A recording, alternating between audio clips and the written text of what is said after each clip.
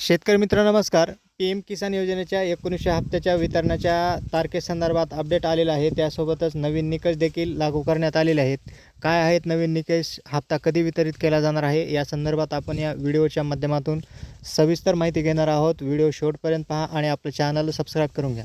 तर शेतकरी मित्रांनो, PM किसान योजनेच्या माध्यमातून केंद्र शासनाने आतापर्यंत 18 हप्त्याचं वितरण केलेलं आहे आणि या 18 हप्त्याच्या माध्यमातून शेतकऱ्यांच्या खात्यात आधार संलग्न बँक खात्यामध्ये 36,000 रुपयाचा लाभ हा थेट हस्तांतरित केलेला आहे, अशी माहिती केंद्रीय कृषी मंत्र्याच्या माध्यमातून देण्यात आलेली आहे. त्यासोबतच आता काही नवीन निकष लागू करण्यात आलेले आहेत. नवीन निकष काय आहेत तर शेतकरी मित्रांनो, ज्या शेतकऱ्यांनी 2019च्या नंतर जमिनी खरेदी केलेल्या आहेत अशा शेतकऱ्यांना या योजनेचा लाभ नव्याने घेता येणार नाही, अशी माहिती देखील आता समोर येत आहे. त्यानंतर हा PM किसान योजनेचा 19 हप्ता कधी वितरित केला जाईल तर शेतकरी मित्रांनो, या हप्त्याचं वितरण फेब्रुवारी महिन्यात पहिल्या आठवड्यामध्ये केलं जाणार असल्याच्या शक्यता वर्तवण्यात येत आहेत. धन्यवाद.